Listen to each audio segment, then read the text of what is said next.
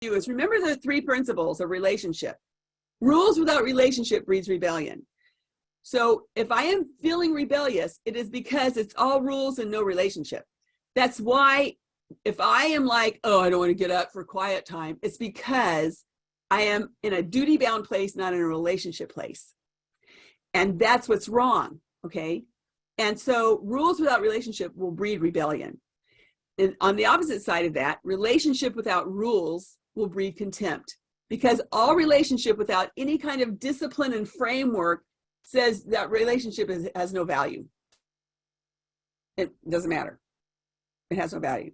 Let's say, relationship, let's say that I really want to talk to God and I want to pray to him 5 times a day. And, I'm really into that. And I really want to do that. And, God really doesn't really care. Well, he doesn't value what I'm doing. So I'm going to give it up. Okay. So value comes from the rules and relationship. Value comes from the discovery, desire, and the discipline process of boundaries. And that's what brings delight and devotion. Okay. And then Jesus also said that his yoke is easy and his burden is light. 2 days ago, I was pretty much having a kind of a meltdown here about class.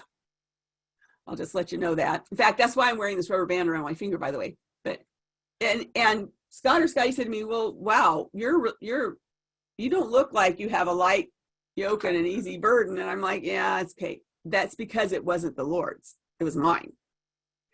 And because it was heavy and because it was burdensome, I knew it's not about relationship with Jesus is happening. It's I've got something emotionally dysfunctional stuck in there that's creating this place where my yoke, where the relationship, a yoking is a togetherness. When horses are yoked together, when ox are yoked together, they walk it together. And that place is easy and light. And if it's not a yoke with the Lord. Okay. So remember, I'm telling you, it's not about quiet time and daily Bible reading is not the problem in and of itself. The problem happens when we substitute relationship with ritual. That's really the problem. When it becomes relationship is we think relationship is ritual. Ritual is not relationship. And when people are asking me, well, did you do your ritual 5 times this week? Or I checked it off the list 5 times or whatever. That's ritual. It's not relationship. And it will not satisfy that hunger for intimacy inside us. Shame and guilt are never motivators. Discovery and desire are what motivate. And I want to change our accepted thinking about relationship with God. That's really my heart's desire in this. I have this sign in my bedroom. I'm going to show you 2 signs in my bedroom. The first one says this: always kiss me goodnight. And it's funny because we live on a farm and lots of times I go to bed before Scott even gets to bed because he's out, tucking the animals in and making sure the horse is okay, everybody's okay, feeding them or whatever. And I really want him to kiss me goodnight. I want him to always kiss me goodnight. When he misses that, I get a little concerned, or I go like, wow, wait, you didn't kiss me goodnight. But it's just an action. It isn't a relationship. It's just an action. Okay. Now I want you to see something. And by the way, if I made it a demand of him where now you have to kiss me goodnight or you're not loving me, then it would become a ritual instead of a relationship, wouldn't it? This also is on my wall. It says, take my heart and walk through this world with me. Take my heart and walk through this world with me. Can you see the difference? How that is relationship?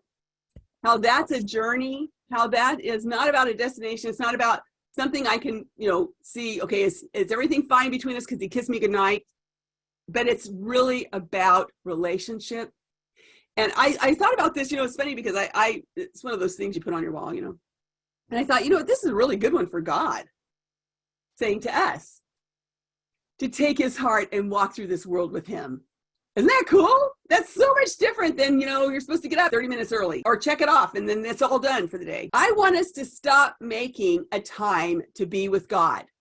I want us to stop making a time to be with God and realize there is never a time to be without God. It's not like if I did my 30 minutes and checked them off, now like I left him sitting there and I took off for the day and I'm now on my own. No, it's never that. See, I want us to realize there's never a time to be without him. That helped me remember he's always with me. There's never a time I'm without God.